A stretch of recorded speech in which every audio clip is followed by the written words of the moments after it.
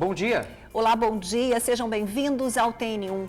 Espírito Santo perde 45 vidas em 24 horas. São as vítimas da Covid-19. E a doença segue migrando para o interior do estado também. Vamos receber ao vivo aqui a epidemiologista Etel Maciel, que faz uma análise dos números e da evolução dos casos. O TN1 fala da violência doméstica que ficou ainda pior nessa pandemia. Em Cariacica, uma mulher teve que se jogar do quarto andar do prédio para escapar do agressor. Operação em Vitória prende suspeito de matar motoboy no bairro Santo Antônio. Seria um crime passional. A vítima estava namorando a ex-mulher do assassino. Distanciamento social só lá fora, porque dentro dos coletivos é um colado no outro. Os passageiros pedem aumento na frota do Transcol. Nos horários de pico, o risco de contágio é enorme. Profissionais da saúde otimistas com medicamento que pode reduzir mortes em pacientes com o novo coronavírus. O Espírito Santo já faz uso do dexametasona. Mas os profissionais alertam: remédio bom é remédio prescrito por médico. O corticoide não deve ser usado em casa. E na edição de hoje você confere ainda os classificados do TN. Se liga nas ofertas do dia, estamos juntos até 13h, amigos.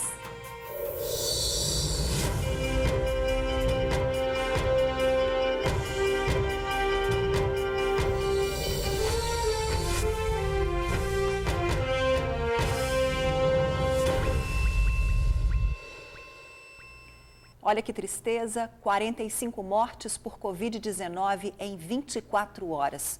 Os números assustam. No total, 1.132 capixabas já perderam a vida para o novo coronavírus. Na tela, temos ainda os casos confirmados que chegam a 29.030 pessoas. O número de curados, é claro, sempre uma esperança. Temos hoje no Espírito Santo 15.974 pessoas que conseguiram vencer o vírus. E como a gente falou ontem, a ocupação de leitos de UTI aqui no estado teve uma redução, mas ainda preocupa e preocupa muito. Hoje a taxa está em 82,57%. Na segunda, esse número era 84,75%. Com isso, 540 dos 654 leitos de UTI para pacientes infectados pelo coronavírus estão ocupados. Pois é, de olho também na tela que hoje apresenta o maior número de ocupação. São os leitos de UTI na região metropolitana. 83,89% ocupados. Também teve redução, mas do total de 478 disponíveis, 401 estão com pacientes com coronavírus. Hoje, o painel Covid-19 do estado mostra que restam 77 vagas. Pois é, e o Espírito Santo terá novas etapas do inquérito sorológico. O inquérito é aquela pesquisa feita para saber quem já foi infectado pelo novo coronavírus. Profissionais da saúde vão até a casa dos moradores e colhem uma pequena amostra de sangue. Muitos nem sabem que tiveram Covid-19 porque estão no grupo dos assintomáticos. Quer dizer, gente que teve a doença, mas não sofreu nenhuma consequência grave dela. Pois é, ontem, durante entrevista coletiva, o secretário de Saúde do Espírito Santo, Nésio Fernandes, disse que a testagem vai continuar em julho e agosto. Vale lembrar que o resultado da terceira fase do inquérito foi divulgado no último sábado e mostrou que mais de 295 mil capixabas já foram contaminados pela Covid-19. Se você fizer uma comparação com os números oficiais que acabamos de mostrar no painel do governo, a diferença é enorme. Pois é, Ingrid, amigo do TN, e para nos ajudar a fazer uma melhor leitura desses números, está aqui com a gente no estúdio do TN1 a professora e doutora em epidemiologia, Etel Maciel. Seja bem-vinda, doutora, tudo bem? Obrigada. Bem-vinda mais uma vez. Bem-vinda. E a gente tem aqui uma perguntinha que não quer calar, né? O nosso público, o público do TN, quer saber o seguinte: a baixa testagem. Tem gente que chega no hospital ou numa unidade de saúde com sintomas e não é feito o teste na pessoa. Isso não mascara os números, não? Mascara. O ideal é que nós tivéssemos testes para todos, mas infelizmente nós não temos. E nós estamos adotando no Espírito Santo um critério para testagem, né? Acima de 45 anos, pessoas com comorbidade. Isso reduz muito o número de pessoas que vão até a unidade de saúde com sintomas, mas que não tem teste para ser feito. Essa pessoa é orientada a voltar para casa e, se ela tiver dificuldade para respirar, se ela tiver algum sintoma, dor, nessa região torácica, que ela retorna para a unidade de saúde. Esse tem sido um problema, né, nas nossas avaliações, porque em geral as pessoas, quando retornam, elas já retornam mais graves do que elas deveriam estar, né? Então, um monitoramento mais próximo dessas pessoas, pela atenção primária, né, pelos municípios, pela saúde dos municípios, seria ideal para que essa pessoa não retornasse tão grave, né? E aí ter mais chance de sobrevida, né, de sobreviver quando ela precisa de uma internação, Pois quando é, ela em relação a precisa isso, ir para o nós hospital. mostramos, inclusive, ontem um caso super grave, comoveu todo mundo. Era um comerciante, um dono de uma hamburgueria em Cariacica, 38 anos, ele faria agora no mês que vem. Ele passou por 3 unidades de saúde, mandaram ele voltar para casa e quando ele chegou na UPA, já chegou em estado gravíssimo, não resistiu e morreu. Quer dizer, o que está acontecendo com muita gente também. Exatamente, está acontecendo com muita gente. A Organização Mundial de Saúde, a recomendação é testagem em todas as pessoas que têm sintomas e que, diante de uma pandemia, todas as pessoas com esse tipo de sintoma, né, que simula uma gripe, aquele sintoma que todos nós conhecemos, eles devem ser considerados como Covid-19 e deveriam ser testados. Nesse momento, quanto mais testes nós tivermos, melhor. Vocês mostraram aqui que nós estamos hoje com 29 mil pessoas confirmadas e o inquérito deu 296 mil, então é um pouco mais de 10 para 1. Então, para cada um caso confirmado, nós temos 10 que são positivos e que nós não conhecemos porque nós não temos testes. Então, nesse momento, seria muito importante que nós pudéssemos ampliar a testagem e isolar melhor e monitorar melhor. Essa pessoa que está sendo indicada para voltar para casa, ela teria que ser monitorada com um oxímetro, que é um aparelho muito simples, é um aparelho que você coloca no dedo para avaliar a oxigenação dessa pessoa. E o que está acontecendo nessa doença? As pessoas estão chegando no hospital já com muito comprometimento e, como Ingrid falou, não resistem. Então, a gente precisa monitorar e chegar a essa pessoa mais rápido para prevenir esses casos mais graves. Doutora Tel, 45 mortes nas últimas 24 horas. A gente pode dizer que, diante desse cenário, o Espírito Santo já atingiu o seu pior momento? Ou ainda a gente pode esperar aí piora? Ainda é cedo para dizer, Ingrid, porque na última etapa do inquérito, nós só encontramos 7,36% das pessoas que entraram em contato com o vírus, né, se infectaram, tiveram a doença, algumas com sintomas muito pequenos, né, sintomas leves, mas que deram positivos no teste e que não sabiam que eram doentes. Então, acho que esse é um dado bastante preocupante, mas 7% ainda é muito pouco. Então, significa o quê? Que nós temos muitas pessoas que ainda podem se infectar nesse momento no estado. A gente tem muitas pessoas. E como vocês anunciaram no início, nós estamos tendo uma velocidade maior no interior. E isso agora preocupa, porque o interior ele tem muito menos hospitais, equipamentos de saúde.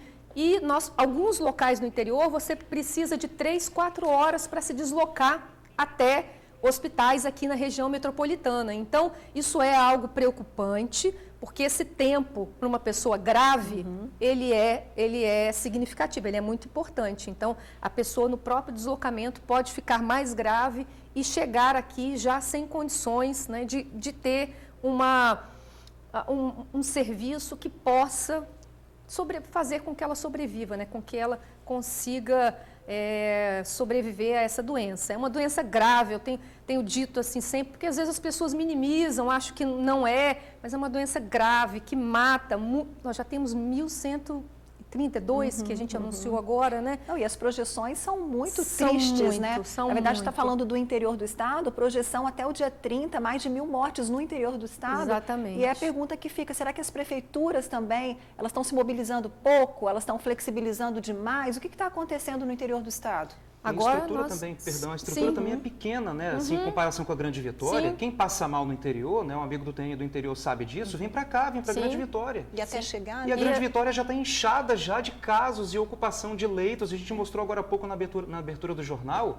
Quer dizer, se alguém passa mal por Covid, esse número explode lá no interior, Exatamente. as pessoas vão vir para cá porque lá tem pouca estrutura. Como é que fica, doutora, nesse caso? Né? Pegando essas duas perguntas aqui. Nós estamos numa situação, eu diria assim, bastante preocupante. É um momento crítico no estado, porque nós temos no interior ainda, né, um mapa de risco. Várias cidades ainda não estão vermelho, quando deveriam estar. Né? Nós temos uma velocidade muito acelerada no interior, o que a gente chama de RT, que é essa velocidade de contaminação, no interior está 2. Então, é como se 10 pessoas contaminassem 20 e contaminassem 40. É muito acelerado, que está um pouco diferente daqui da Grande Vitória, né, que a gente está aí em torno de 1,6, 1,5 só a Grande Vitória. Então, tipo, 10 pessoas contaminam 15 e contaminam 22. Então, é muita diferença, percebem assim? A gente tendo uma velocidade 20, 40 e 15, 22, a gente está acelerando, indo em formas diferentes. Aqui está muito acelerado. Então, o interior agora, a gente precisaria de ter medidas mais restritivas para impedir a circulação do vírus nessas cidades do interior, que preocupam, como você muito bem colocou, tem pouca estrutura de saúde e, às vezes, o deslocamento da pessoa é difícil, nem todo mundo tem condições, né, de fazer esse deslocamento, e aí você tem que esperar ficar grave. Então, esse contexto é muito crítico nesse momento. Nós vamos deixar 3 perguntinhas para a sua próxima entrada. Preocupação com os profissionais da saúde, Sim. Colapso das UTIs e qual a outra? Eu esqueci a outra que eu ia lockdown. fazer. Ah, é verdade. Estamos demorando para decretar o lockdown. Tá bom. Tá bom? Daqui a Tá pouquinho ótimo. a gente volta a chamar, doutora Tem muito Etel. assunto ainda, né? Tem. E olha, falta o governador Renato Casagrande sancionar. A lei que obriga síndico a denunciar violência doméstica foi aprovada essa semana na Assembleia Legislativa. A agressão à mulher ficou ainda mais evidente nesse tempo de pandemia. Pois é, a repórter Bruna Maria vai falar desse projeto e dos casos de violência que chocaram os capixabas nos últimos dias. Cadê ela? Tá aí, Bruna. Muitos casos de violência doméstica, né, Bruna? Fala pra gente, por favor.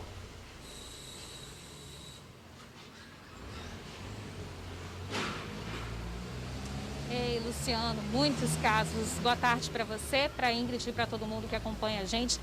Um desses casos, o mais recente, aconteceu aqui no bairro Itanguá, em Cariacica, nessa rua, de onde a gente fala ao vivo. Bem aqui, gente, nessa rua, mora uma jovem de 25 anos que se viu obrigada a pular de uma altura de cerca de 4 metros do 2º andar de casa para fugir das agressões do próprio marido, um homem de 33 anos. Bom, gente, a violência na casa dessa família começou no fim de semana, mas somente ontem essa jovem procurou a polícia para fazer a denúncia desse caso tão grave de violência. De acordo com a vítima, no domingo ela teve uma discussão com o esposo. Ele ameaçou ela e os filhos, são 3 crianças, entre elas uma criança recém-nascida. Todos foram ameaçados de morte. Ela sofreu agressões com uma faca de cozinha, com chutes e socos. Para conseguir fugir dessas agressões, ela se viu obrigada a pular do 2º andar de casa. Essa jovem, depois que pulou dessa altura, né, tão grande, se escondeu numa região de mata que fica bem no final dessa rua, aqui do bairro Itanguá, em Cariacica.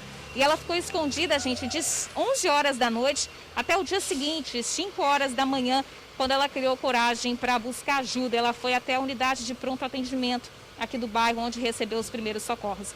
Só que ainda tem mais detalhes nessa história. Depois que ela saiu do médico, ela veio para cá, para o bairro, buscar abrigo com as crianças na casa da mãe. O ex-marido descobriu o paradeiro dela, veio para cá e apedrejou a casa dessa família. A polícia foi acionada, mas ele conseguiu fugir e está sendo procurado até agora. Bom, esse é mais um caso gravíssimo de violência doméstica, violência contra a mulher, que a gente já vem mostrando nos últimos dias. Com esse período de isolamento social, o número de denúncias de violência doméstica aumentaram demais. Para a gente ter uma ideia, de acordo com a Secretaria de Estado de Segurança Pública, de janeiro até essa última semana, foram registrados 12 casos de feminicídio. 12 mulheres foram mortas aqui no Espírito Santo. E diante desse cenário tão triste e preocupante, a gente traz a informação de que deputados do Espírito Santo aprovaram um projeto de lei que prevê que síndicos de condomínios sejam obrigados a denunciar esses casos. Se esse projeto de lei for aprovado, gente, tanto as administradoras dos condomínios quanto os síndicos vão ser obrigados a denunciar casos de violência doméstica, não só contra a mulher, contra crianças, contra adolescentes e contra idosos também. A gente lembra que esse projeto de lei ele foi aprovado no mesmo dia em que foi enterrada a jovem Celina Conceição Braz, de 25 anos. Foi mais uma vítima de feminicídio aqui no Espírito Santo. Ela foi espancada até a morte pelo ex-marido, o pedreiro Rodrigo Costa da Silva, de 32 anos. A gente lembra que a Celina, gente, essa vítima tão jovem, de uma morte tão cruel, ela gritou pedindo ajuda por cerca de 2 horas e nenhum vizinho foi capaz de acionar a polícia para acudir essa moça. Além desse caso, ontem a gente acompanhou outra história muito triste de uma idosa que foi espancada também até a morte. O corpo dela foi encontrado dentro de casa no bairro Coqueiral de Itaparica, em Vila Velha. Vamos relembrar essas histórias tristes na reportagem da Tainá Lopes. Para Kétis é só lembranças de uma irmã querida e muito sofrimento. No último sábado, ela sentiu a dor de perder a irmã vítima de feminicídio. O lar foi cenário da morte para Celina Conceição Braz, de 25 anos. Celina foi morta a socos e chutes, espancada até a morte pelo companheiro Rodrigo Costa, de 32 anos. O lar também deveria ser um ambiente mais seguro para a Tagilde Storezani, de 77 anos. Mas foi em casa, em cima da cama, que o corpo dela foi encontrado na manhã desta terça-feira. Por todo o corpo, segundo a perícia, sinais de espancamento. Ela estava nua e um travesseiro foi usado para asfixiar a idosa.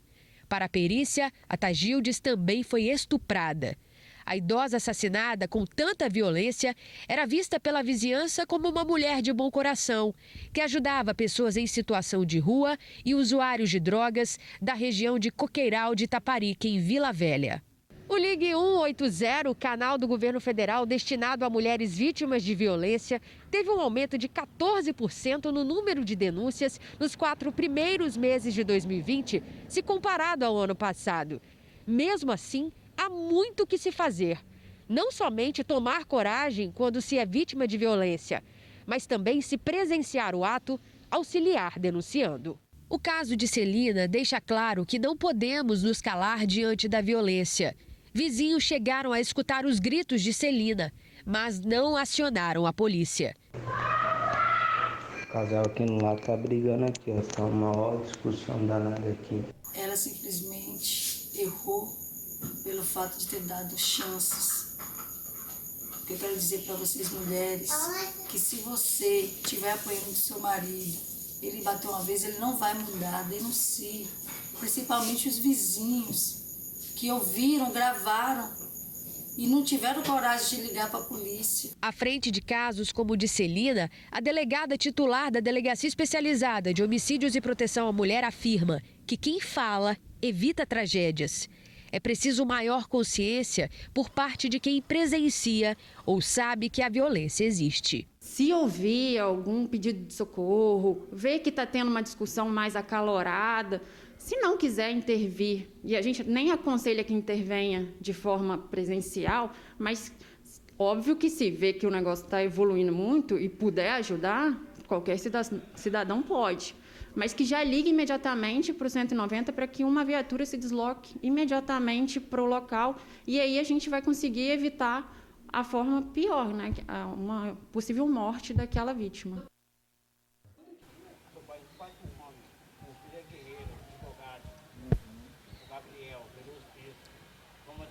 Duas histórias muito tristes, né, gente, sobre esses casos que a gente acompanhou. No caso da dona Celina, a jovem Celina Conceição, o assassino foi preso no mesmo dia e já está no presídio. Já no caso da dona Tagildes, o caso foi registrado como latrocínio e vai seguir sob investigação do Departamento Especializado de Investigações Criminais, o DEIC.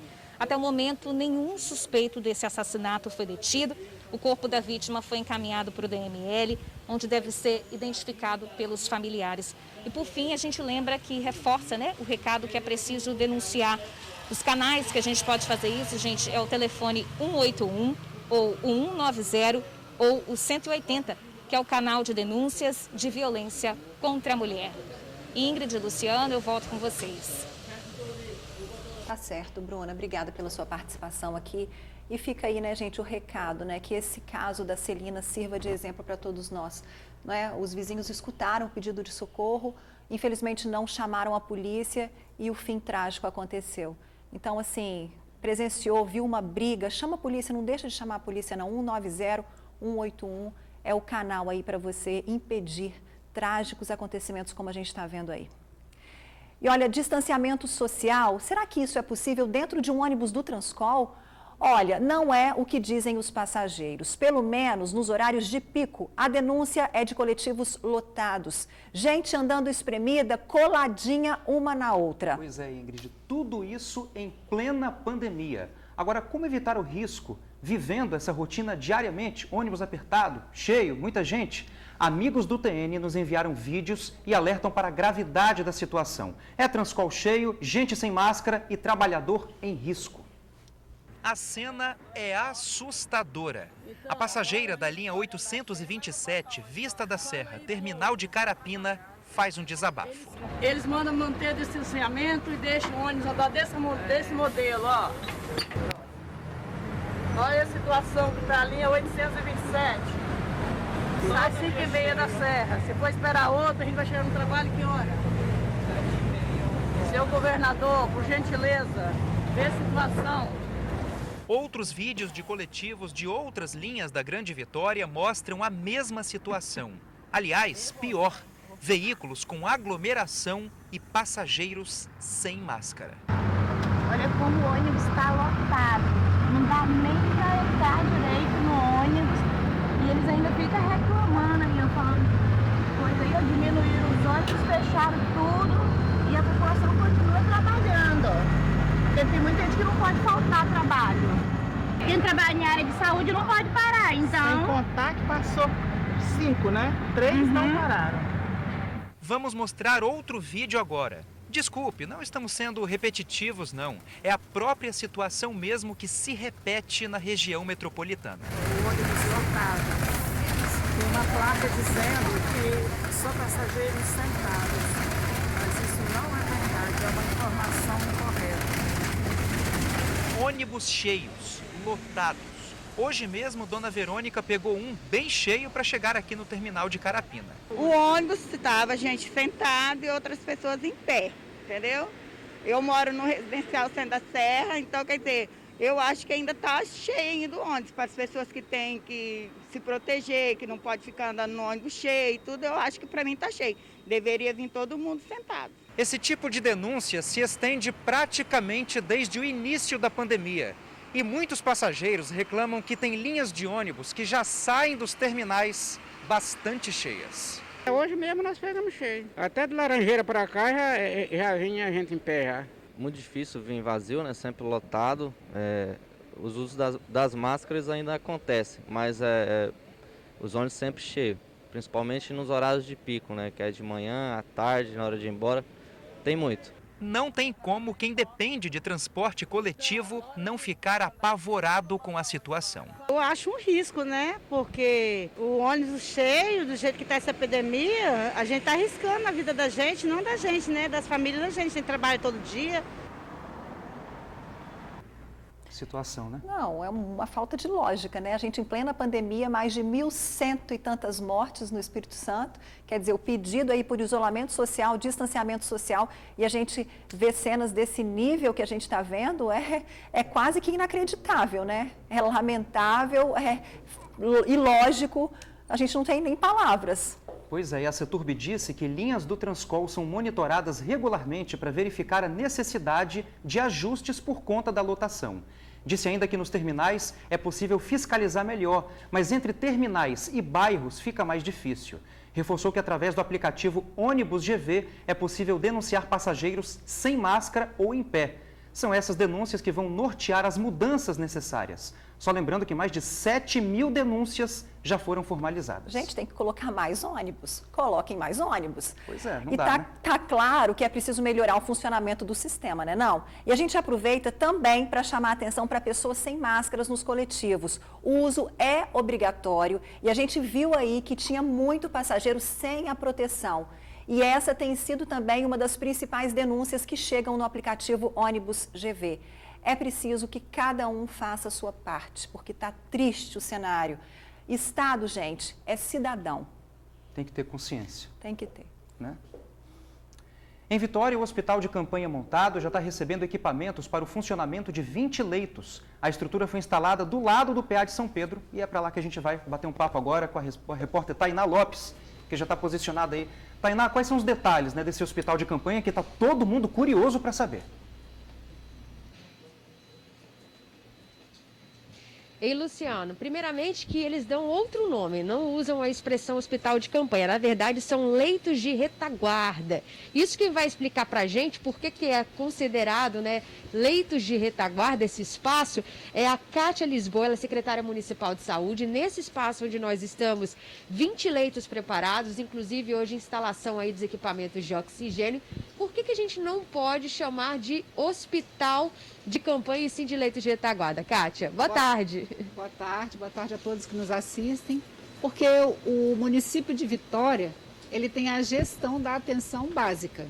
A gestão hospitalar, ela é responsabilidade do ente estadual.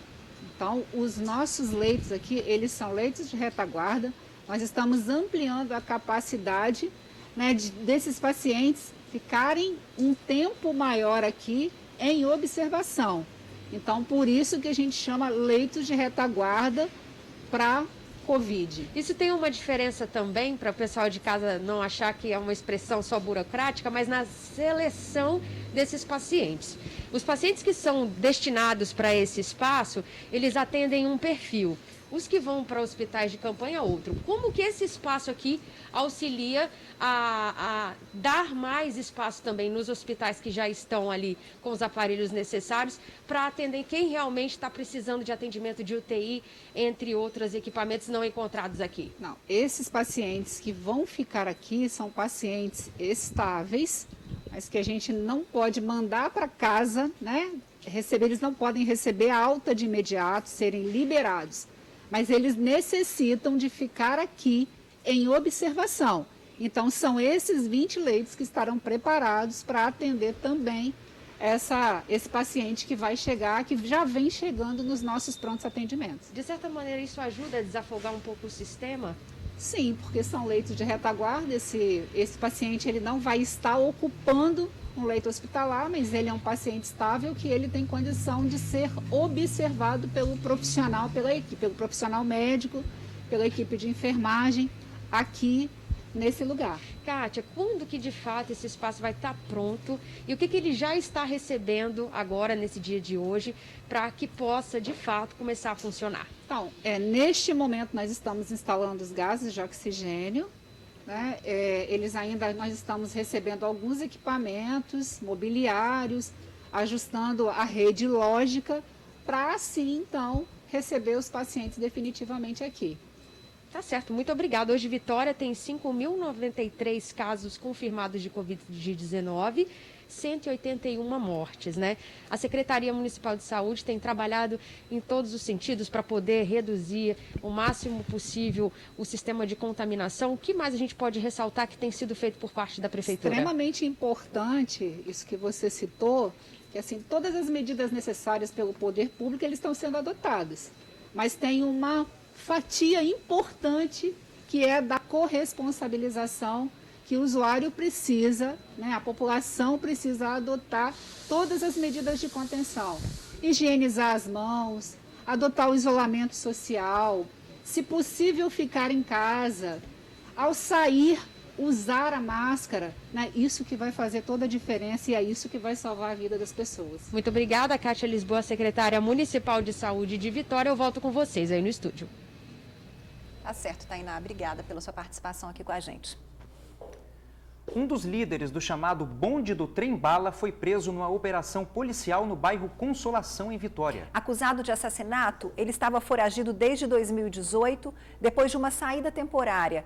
Ele faz parte de uma organização criminosa responsável por vários ataques e mortes na capital.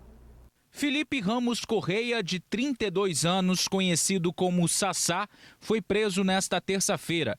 Ele é um importante integrante da organização criminosa conhecida como Trem-Bala, ligada ao 1º Comando de Vitória, que é liderado por Fernando Moraes Pimenta, conhecido como Marujo e um dos criminosos mais procurados do estado. Felipe foi preso no bairro Consolação, em Vitória, e ainda trocou tiros com a polícia. Ele tentou alvejar os policiais militares que, de forma profissional, fizeram o cerco, efetuaram a prisão e tiraram esse facínora da sociedade capixaba das ruas. Felipe cumpria pena por homicídio e porte ilegal de arma e estava foragido. Com ele, a PM encontrou 2 pistolas 9mm, drogas, radiocomunicador, além de 65 munições. Felipe, conhecido como Sassá, é o 3º integrante de uma organização criminosa conhecida como Trem-Bala, que foi detido pela PM nos últimos dias. Essa organização, segundo a polícia, é quem orquestrava os ataques de traficantes do bairro da Penha a outras comunidades aqui da Grande Vitória. A Polícia Civil agora vai investigar se os integrantes do grupo criminoso Trem-Bala têm envolvimento com o ataque ocorrido no Morro da Piedade na última quinta-feira. Durante um intenso tiroteio, 2 pessoas ficaram feridas e um estudante de 18 anos morreu. Se ele tiver alguma relação com este homicídio, com certeza o delegado responsável pelo inquérito vai fazer a sua investigação e irá confirmar ou não. Agora, há de ressaltar que ele é um fugitivo do sistema prisional e ele estava preso pelo crime de homicídio e porte ilegal de armas. Indivíduo extremamente perigoso, prisão importante para a Polícia Militar, prisão importante para a sociedade capixaba. Um agente penitenciário ficou ferido depois de trocar tiros com um policial militar em Domingos Martins. O caso foi em Ponto Alto, zona rural do município. O soldado de folga se deparou com um homem armado na rua e deu voz de prisão. Ele não sabia que se tratava de um agente penitenciário. O agente não obedeceu a ordem e atirou contra o policial, que revidou. O agente foi baleado no braço direito. O militar não se feriu. PMs de plantão ouviram os disparos e prenderam o homem. A arma dele foi apreendida. O agente disse que tinha ido à região em apoio a 2 pessoas que tentavam reaver um veículo vendido irregularmente. Ele e o PM foram ouvidos e liberados. Estudo mostrou a eficácia de uma medicação usada no combate à Covid-19. E depois que o estudo foi divulgado, começou a correria nas farmácias para adquirir o remédio. Pois é, Ingrid, amigo do TN, médicos alertam para os riscos de tomar medicação em casa. O uso deve ser ministrado apenas para pacientes infectados pelo coronavírus, somente dentro do hospital. Dentro das caixas está a esperança de reduzir o número de mortes de pacientes graves do coronavírus. É o que mostrou um estudo da Universidade de Oxford, no Reino Unido. A dexametasona pode, segundo os cientistas, diminuir em 35% as mortes de doentes da Covid-19 que recebiam ventilação mecânica. Aqui no estado, o remédio já era utilizado nos pacientes com o quadro mais grave da doença. Nós já utilizamos corticoides na rede pública do estado, no tratamento de pacientes com Covid, nas unidades de terapia intensiva, e podemos organizar em outro momento um encontro com os nossos médicos, com os nossos intensivistas, que já adotam a utilização de corticoides. A nossa nota técnica, que orienta o tratamento de pacientes ambulatoriais e críticos, já aborda o tema do uso de corticoides no tratamento de pacientes com Covid-19.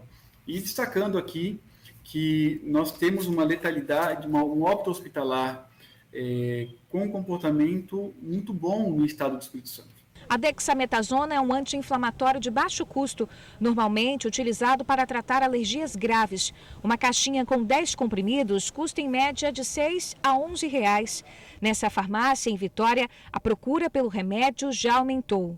Então, de ontem para hoje, quando saiu a reportagem dizendo sobre a possível tratamento da dexametasona na Covid, quando a gente abriu até agora, já tem a procura de pelo menos 5 pessoas já vieram procurar sem prescrição médica o medicamento dexametasona, né? Justamente por conta dessa facilidade de acesso ao medicamento, os médicos e especialistas fazem um importante alerta.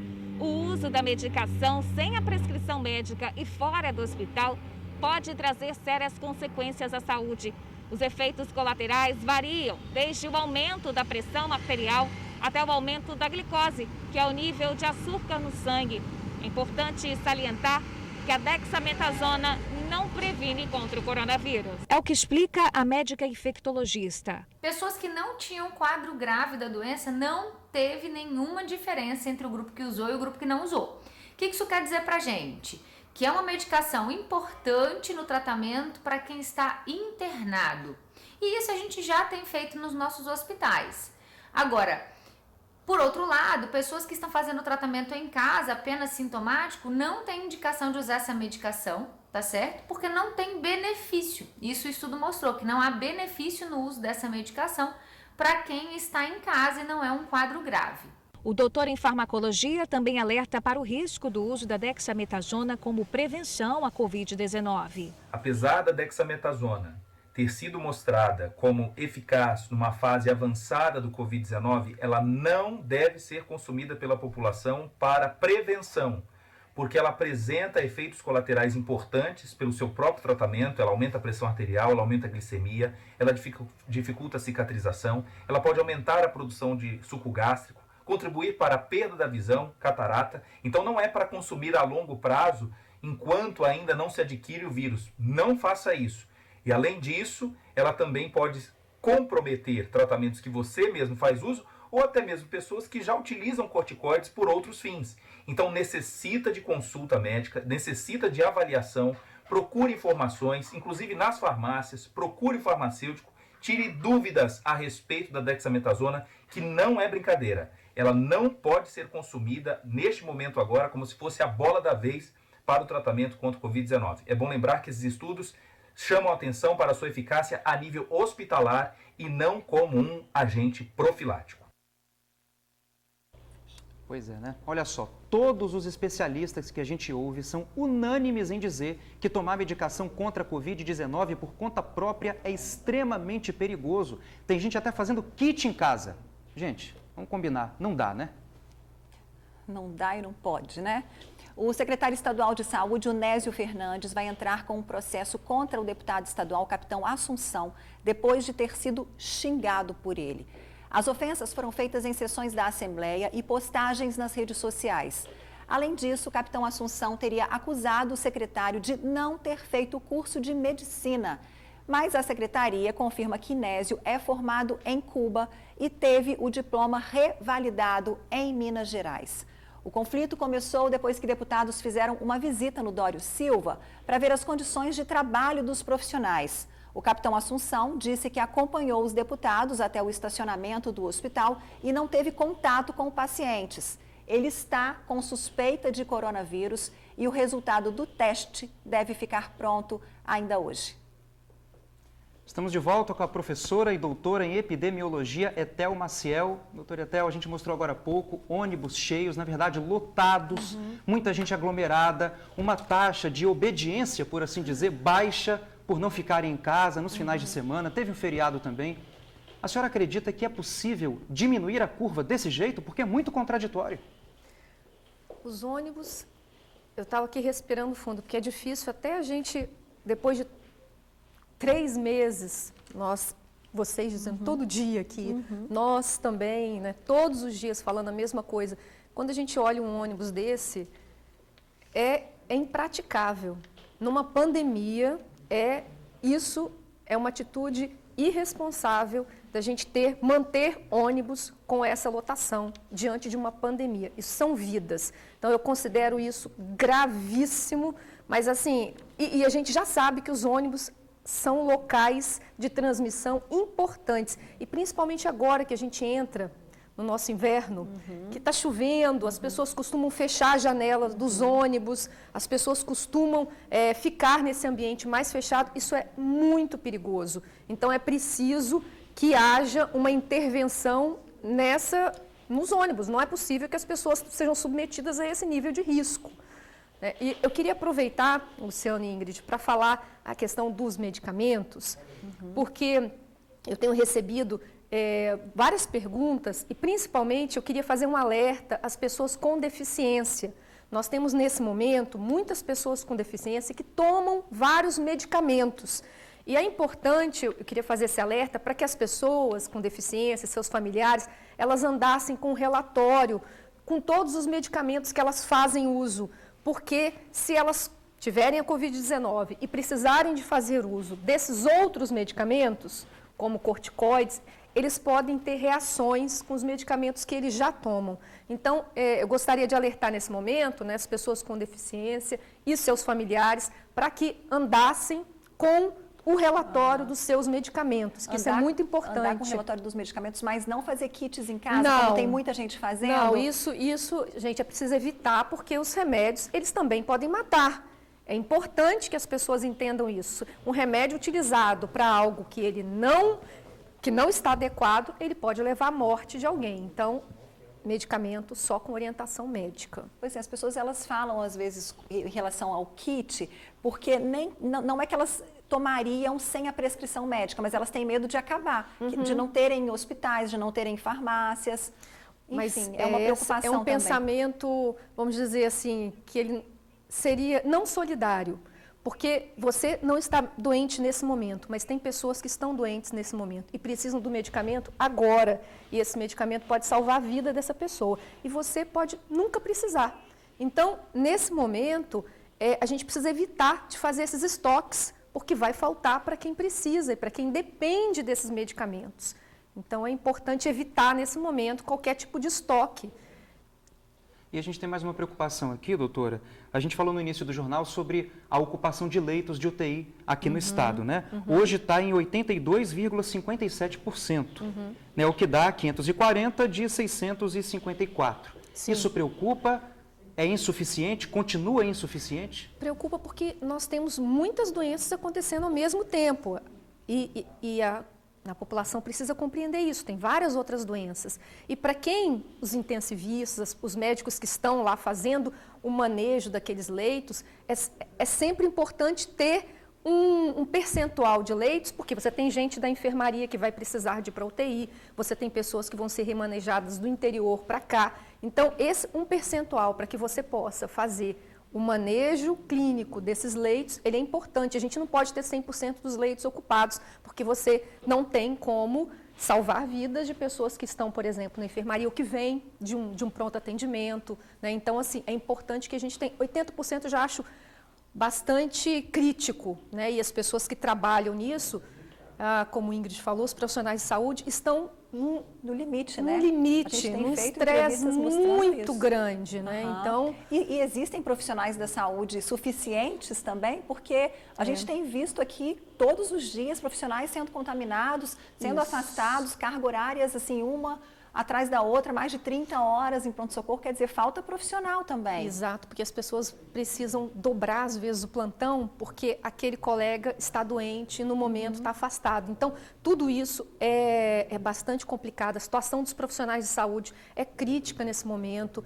Tem uma questão do estresse, tem alguns profissionais que não estão retornando para casa. Então, você imagina você ficar mais de 30, 40 dias sem ver a sua família, porque você não quer contaminar as pessoas que você ama, né? E as pessoas que moram com você. Então, estão afastados, enquanto muitas pessoas estão, no final de semana, achando que nada está acontecendo. Então, é importante entender que os profissionais de saúde precisam também ser poupados. E quanto menos nós circularmos, mais nós vamos estar ajudando a diminuir essa pressão no serviço de saúde, né, e nos profissionais que estão nesse momento muito sobrecarregados, muito. Pois é, e diante de muita falta de empatia, pelo que a gente observa também. Quando a gente vê uma cena, por exemplo, de congestionamento na BR-262, as pessoas subindo ali para a região serrana, quer dizer, isso também é de dar uma angústia, né? Passou o momento de se decretar um lockdown?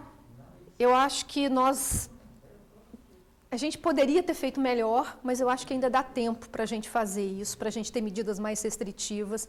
Eu quero dizer assim, para nós, profissionais de saúde, ver uma cena daquela é ultrajante, é uma coisa assim, terrível. E eu posso dizer, como várias famílias nesse momento de profissionais de saúde, eu tenho colegas médicos que estão entubados nesse momento. Eu perdi uma amiga do meu departamento, enfermeira, na semana passada pela Covid-19. Então, é sério, é sério. E quando nós vemos pessoas sem nenhuma responsabilidade, é ultrajante. É muito triste você vivenciar esse momento e você entender que as pessoas não estão respeitando aqueles, porque não adianta bater palmas, os profissionais de saúde não querem palmas, os profissionais de saúde querem respeito, e respeito nesse momento é você ficar em casa e respeitar aqueles que estão trabalhando para salvar vidas. Então, e os profissionais também que Exatamente. precisam trabalhar, né? Dos serviços essenciais também. Eu precisei ir no comércio e isso me chamou muita atenção porque o comerciante, o olho dele encheu de água e ele falou, puxa vida, me dói o coração essa falta de empatia, Sim. porque eu preciso estar Sim. aqui. Mas eu acabei de passar e vi uma praia lotada de gente que poderia estar em casa para que eu pudesse estar aqui oferecendo aí, né, o pão de cada dia para as pessoas que trabalham comigo. Quer dizer, isso é muito triste de fato. É uma falta total de se colocar no lugar do outro, gente. É exatamente isso, Ingrid. Então, quando a gente olha isso, é uma afronta, porque você está tendo que enterrar pessoas nesse momento que morreram apenas porque estavam trabalhando.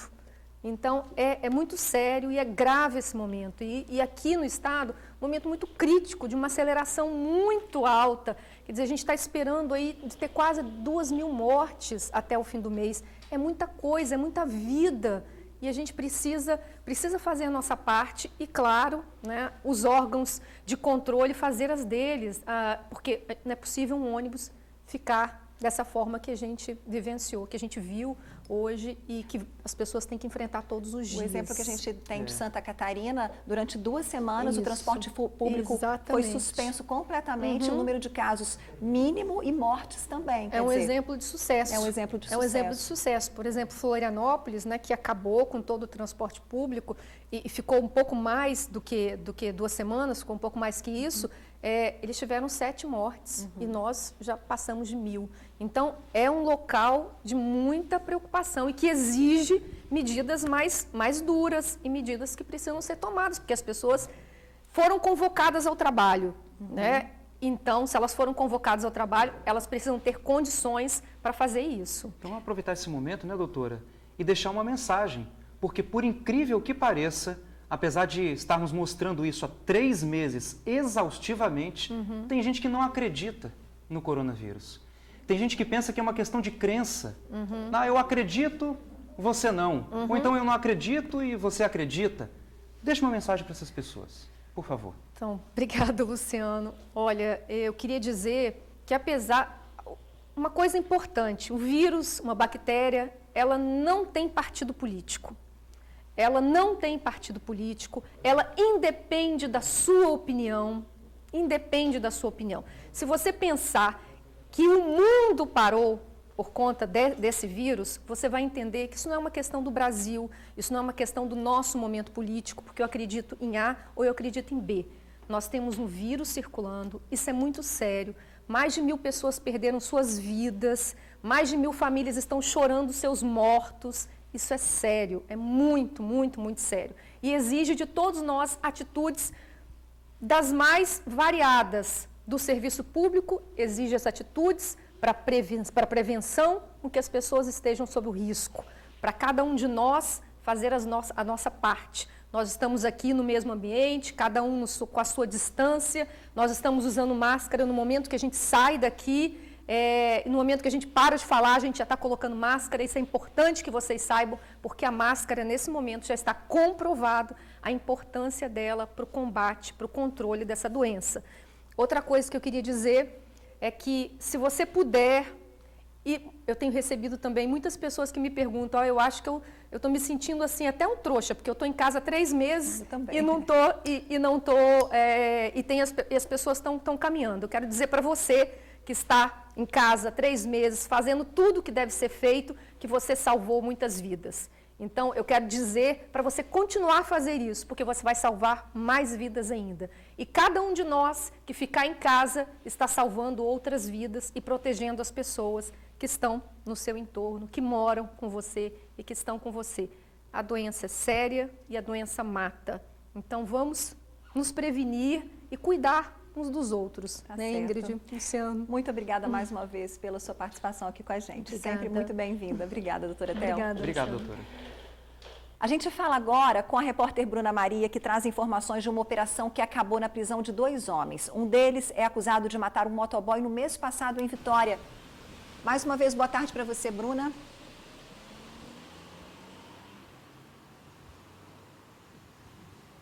Ei, gente, boa tarde novamente para todo mundo. É isso mesmo, essa operação aconteceu hoje de manhã no bairro Santo Antônio, em Vitória, e prendeu suspeitos de participarem do motoboy Davi Luiz Alves, de 31 anos. Esse crime, aconteceu no dia 14 de maio, no bairro São José, em Vitória. O Davi, ele foi morto na frente da farmácia onde ele trabalhava. Foi um crime que chocou toda a população daquele bairro. E a principal suspeita da polícia é que a motivação para esse assassinato tenha sido passional. A princípio, a polícia acredita que o Davi foi morto porque se envolveu num triângulo amoroso. Ele estaria se relacionando com a ex-mulher do próprio assassino. Vamos conferir na reportagem. Foram cumpridos mandados de busca e apreensão em 5 alvos, um deles na Serra. O objetivo era prender os envolvidos na morte do motoboy Davi Luiz Alves, de 31 anos de idade. Davi foi morto quase em frente ao DPM do bairro Santo Antônio, por volta de 11h30 da manhã. A situação que chama a atenção desse crime é o fato do crime ter sido cometido, à luz do dia, por volta de 11 horas da manhã, em uma rodovia movimentada na Serra Findeirense, quando a vítima saía de dentro de um estabelecimento comercial, seu local de trabalho, e se dirigia para sua motocicleta, quando foi covardemente assassinada. O rapaz de 26 anos, que é levado pelo policial para a viatura, não teve o nome divulgado pela polícia. E segundo o delegado Marcelo Cavalcante, é suspeito de envolvimento na morte de Davi. A princípio, tem informes de que essa pessoa também estaria envolvida no crime. Ou seja, dando carona ou ficando de tocaia esperando a vítima para ser assassinada, mas só com as investigações é que nós podemos confirmar esse fato. O outro detido seria o autor dos disparos que mataram o motoboy. Estava em sua residência e dormindo, não ofereceu resistência, foi preso e conduzido a essa unidade policial, onde está sendo cumprido o mandado de prisão temporária para ele. O crime, segundo o delegado, foi passional, ciúmes. A vítima estava namorando a ex-esposa do assassino, que estava preso, saiu, não concordou com esse novo relacionamento da ex-esposa. Já tinha separado, não estava morando com ela, estava preso. Quando saiu da cadeia, ela estava em outro relacionamento, ele não aceitou e atentou contra a vida da vítima.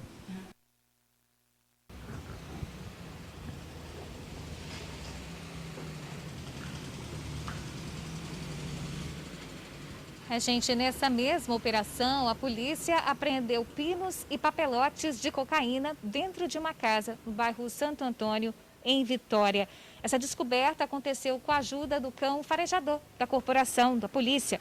Ao todo, na operação, foram cumpridos 5 mandados de prisão e apreensão, um inclusive na Serra. Ingrid e Luciano, volto com vocês no estúdio. Tá certo, Bruna. Mais uma vez, muito obrigada pela sua participação aqui no TN1. E agora a gente tem classificados, já adianto que você vai ficar com água na boca. Roda aí.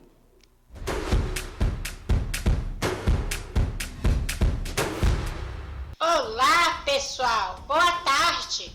Estou nessa tarde apresentando essa mesa linda de quibe, que acabou de ser preparada, viu? Esses quibes vão tudo para bar, mas também tem quibe para aniversário, casamentos e pequenas festas. Não só quibe, coxinha, bolinha de queijo, pastel de queijo, presunto, variados. É só ligar e encomendar. Roseli Salgado está pronto para atender vocês. Beijos!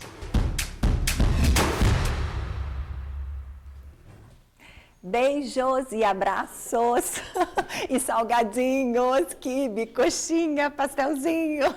Perdição total, Quem né? resiste, gente? Quem resiste? Ó, vamos encomendar 99734-2498, 99734-2498. Encomende aí o seu salgadinho. E há instantes, o flagrante do roubo de um carro na Praia da Costa, em Vila Velha. A vítima ainda implorou para o bandido não levar o veículo. Tem também a apreensão de mais de R$45 mil dentro de um carro. O veículo foi abordado pela PRF da Serra. Uma abordagem a um carro na BR-101 na Serra acabou na apreensão de mais de R$45 mil. No carro estavam o motorista e as duas filhas dele de 7 e 4 anos de idade. O dinheiro estava embaixo de um banco, dentro de uma sacola de supermercado. Ainda durante a revista, os policiais encontraram no veículo 2 armas e munições. O motorista contou que o dinheiro era para comprar uma chácara em Colatina e que as armas seriam para sua proteção. O caso será investigado. Câmeras de segurança flagraram um roubo de um carro em Vila Velha. Um minutinho de distração do motorista e o bandido anunciou o crime. Pois é, uma mulher com uma criança de colo já estava dentro do veículo quando o bandido chegou. Saiu às pressas do carro. O motorista chegou a implorar para o criminoso não levar o veículo, mas não adiantou. O motorista sai com o carro da garagem e para o veículo na calçada para esperar uma mulher e uma criança, que chegam logo em seguida. Foi tudo muito rápido. Mas o bandido é oportunista, se aproveita da distração das vítimas para anunciar o crime. O motorista até esboça uma reação, ameaça correr, mas desiste e se rende ao ladrão. Ele parece pedir para que o bandido não levasse o carro. A mulher sai com a criança no colo e corre, entra na garagem, enquanto o motorista continua tentando convencer o criminoso. Mas não teve jeito, o carro foi roubado. Pois é, gente, todo cuidado é pouco, né? Olha só, esse bandido estava rondando a rua na Praia da Costa à espera de alguém, de um vacilo, um descuido. Imagens do prédio vizinho mostram o criminoso passando em frente à garagem várias vezes, para lá e para cá, só esperando o momento certo para agir. E vejam que ele não levanta nenhuma suspeita. Está vestindo roupa como se estivesse voltando da praia, né? Agora vamos torcer para que o carro seja encontrado o quanto antes. Esse bandido identificado e preso também. Se você tiver qualquer informação, denuncie. 181 é o telefone do Disque Denúncia. Pode dar bobeira de jeito nenhum, né? Agora, imagens ao vivo da Getúlio Vargas, no centro de Vitória, que tem trânsito tranquilo nesse início de tarde. Chove neste momento e o tempo deve seguir instável, com boa chance de continuar chovendo sim, tá? Os ventos que estão levando a umidade para o mar. Seguimos agora para a Avenida Reta da Penha, ainda na capital. Por lá, nada de retenção, os motoristas seguem tranquilos. Nessa quarta-feira, as temperaturas ficam ainda mais baixas na capital do estado. De acordo com o Incaper, na Grande Vitória e no litoral sul do estado, deve chover no finzinho da tarde. Pois é, encerramos os nossos giros com imagens ao vivo da reta do antigo aeroporto de Vitória. Quem vai para o norte do estado ou segue em direção à Vitória, encontra pistas livres de engarrafamento. Olha só, agora que passou um carrinho aí. Que beleza, né? Isso mostra também isolamento social, né? Em instantes, bandidos furtam fio e deixam prefeitura às escuras. No retorno do TN, você vai conferir ainda serviço para deixar as unhas perfeitas. Perde não. A Prefeitura de Cachoeiro de Itapemirim, no sul do estado, ficou às escuras depois que bandidos furtaram mais de 100 metros de fio. Os criminosos entraram por um corredor lateral da sede administrativa e levaram o material sem serem notados. 2 horas depois do crime, a Polícia Civil deu início às investigações e descobriu que o fio estava num ferro velho. Tudo foi recuperado e o dono do local levado para a delegacia. Ele foi autuado por receptação, assinou um termo circunstanciado e acabou liberado. A polícia agora está atrás dos autores do furto. Olá, meu nome é Larissa e eu trabalho fazendo adesivos de unha artesanal para ser colocados em unha em gel, unhas normais ou em qualquer outro tipo de unha. Eu trabalho sob encomenda e tenho preço de atacado e varejo. O meu contato é 99641-9343 e tem também o Instagram, que são adesivos da Lari. Entre lá e conheça mais o meu trabalho.